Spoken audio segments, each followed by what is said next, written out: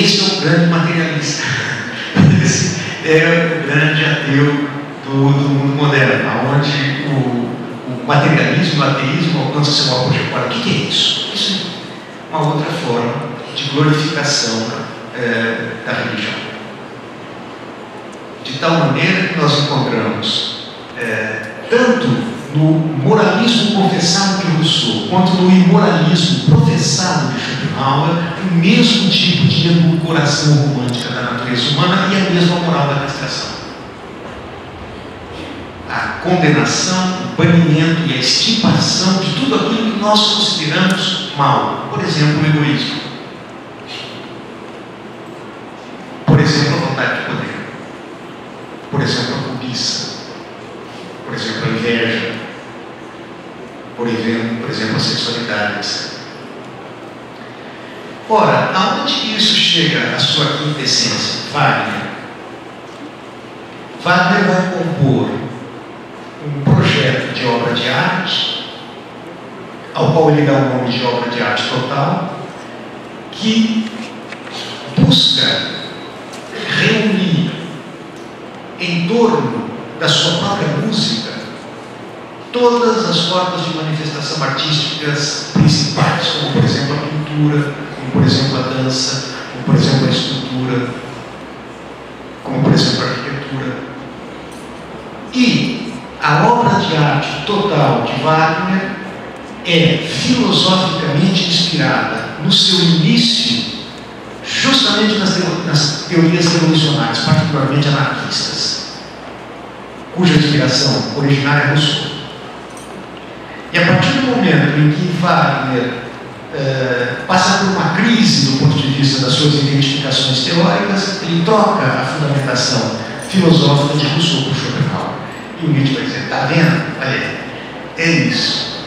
Wagner incorpora em si as duas influências filosóficas e políticas fundamentais da modernidade, Schopenhauer e Wagner. Schopenhauer e Rousseau. Ora, o que significa isso? Significa que o homem wagneriano, schopenhaueriano, rousseauista, ou seja, o homem moderno, é o homem castrado. É aquele que não é capaz de integrar em si a totalidade dos seus impulsos e das suas paixões. É justamente aquele que só consegue obter uma justificação da sua própria existência a partir de uma interpretação moral da sua própria natureza. O homem moderno é essencialmente, medularmente moralista. Ou seja, falso.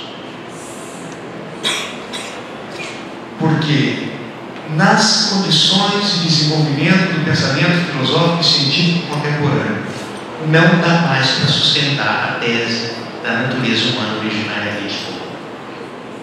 Isso é uma falácia. Então, o que seria o balanço da interpretação nietzschiana da modernidade política? Seria justamente o seguinte: todas as formas em que se desenvolve esta edulcoração moralista da natureza humana em qualquer setor da sociedade e da cultura, na filosofia, na política, na educação, nas artes, na economia, tudo isso tem que conviver com uma falsidade de base, com uma impostura de base, com uma hipocrisia de base. Esta hipocrisia gera neurose. Por quê? Porque a natureza voltada contra a natureza é uma natureza que renega a própria natureza, uma natureza que condena moralmente a própria natureza. E que, ao invés de se fortalecer, se enfraquece. A expressão Wagner é uma neurose significa Wagner constrói uma obra de arte inteiramente inspirada no desejo de redenção. Por quê? Porque o homem moderno sofre de si mesmo. E esse sofrimento constante do homem consigo mesmo o leva a ter a sua máxima aspiração nas várias figuras possíveis de redenção, ou seja, dos substitutos leigos do Deus morto. Por exemplo, sociedade sem classe, por exemplo, reino de Deus na Terra, por exemplo, progresso moral infinito. Estou me referindo aqui a Kant, Hegel, Marx, etc. Então, digamos, o insight nietzschiano consiste em ver, está vendo, olha, até lá onde aparentemente existe um máximo de oposição entre a filosofia e a vida, ou seja, entre a teoria e a arte, até lá o moralismo instigou o seu asilo. Wagner, um sacerdote. O último drama musical wagneriano, chamado Parsifal, é o elogio da castidade. O Nietzsche vai dizer, olha, é aí justamente que nós podemos ver até que ponto a moral corrompe. Até onde o homem moderno é corrompido na sua virtude. Qual seria a terapia para a neurose redentorista do homem moderno? Eu estou chegando ao fim, gente, por favor. Não se assustem. Qual seria a terapia redentorista? Minha posição, nenhuma tomotécnica. De maneira nenhuma. Nenhuma tomotécnica. Nada de eugenia positiva, coisa nenhuma. Se vocês me derem mais alguns minutos, eu vou exemplificar o que eu estou dizendo em duas citações.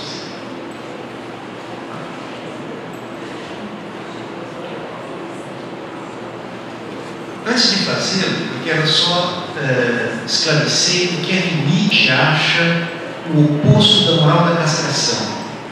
É uma economia pulsional para o grande. Lembra-se da ideia de casa pequena, mundo pequeno? Uma economia pulsional não castradora é uma arquitetura para casas grandes. O que significa dizer isso? Significa dizer lidar com a sua natureza sem preconceito moral. Ser capaz de integrar e tomar a seu serviço todas as suas pulsões, paixões e forças naturais. Ao invés, portanto, de apostar na castração, apostar na integração. Ao invés de apostar no enfraquecimento, apostar na sublimação. Por quê? Porque o grande preço a ser pago pela castração e pela neurose é não só a fraqueza. A fraqueza em si, enquanto patologia, já seria ruim demais. Mas o preço a ser pago por isso é uma irracionalidade ainda maior. Ou seja, aquilo que é reprimido nunca pode ser inteiramente extinto porque é natureza. Portanto, ele busca canais de satisfação substitutiva. As formas de neurose são satisfações substitutivas de um impulso que não pode ser extirpado. E na medida em que o represamento dessas energias torna-se insuportável, nós temos as manifestações de todas aquelas atrocidades que marcam o mundo contemporâneo, como formas de patologia social. É como se o elemento represado explodisse e invadisse todos os canais que permeiam o tecido social. Portanto, a economia pulsional castradora, ela é não só patologizante e irracional, mas ela é extremamente perigosa, porque ela pode levar a fenômenos que escapam inteiramente do controle pelas potências humanas. Não só ela não realiza o que promete, como ela aprofunda os perigos que ela procura conjurar, ela procura evitar.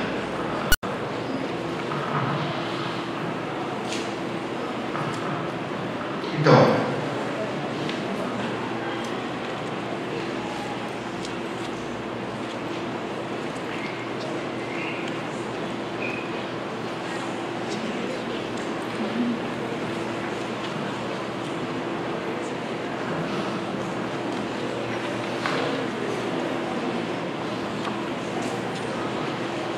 progresso no sentido em que eu me entendo. Essa é uma passagem da crítica de Nietzsche, a principal ideia moderna, que é a ideia de progresso. Isso está no livro chamado Crepúsculo dos Ídolos, no capítulo que se chama Impulsões de um Extemporâneo. Aqui Nietzsche diz o seguinte: progresso, no sentido que eu entendo, também eu falo em retorno à natureza, mas isso não é um voltar atrás, mas um elevar-se, um ascender a uma naturalidade mais elevada, mais livre, mais terrível, que brinca, que tem o direito de brincar com grandes tarefas. Mas Rousseau, para onde Rousseau queria retornar? Rousseau, esse primeiro homem moderno, idealista e canalha,